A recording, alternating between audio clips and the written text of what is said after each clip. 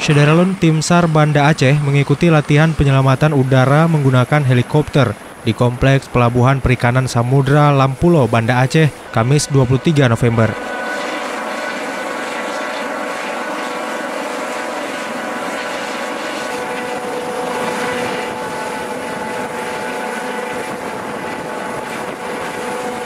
Latihan ini melibatkan helikopter Dauphin milik Basarnas yang didatangkan dari Sumatera Utara.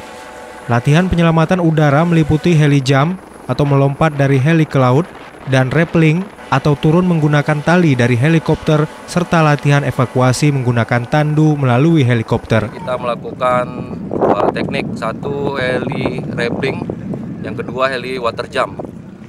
Sebelumnya kita melakukan latihan kering itu di Bandara Lanut Sim. Tekniknya yang tadi masih yang sama, latihan kering heli jump sama heli rappelling, plus ditambah dengan evakuasi menggunakan tandu basket ke dalam heli. Karena sebelumnya kita biasa menggunakan heli Bolko untuk di kantor SAR Banda Aceh, dan ini Dopang termasuk heli baru dari Basarnas, jadi kita bisa mencoba dengan teknik yang baru karena bentuk pesawat beda dengan Bolko.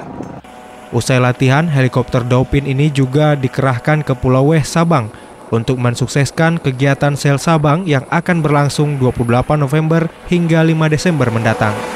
Dari Banda Aceh, Muhammad Ansar, Serambi On TV.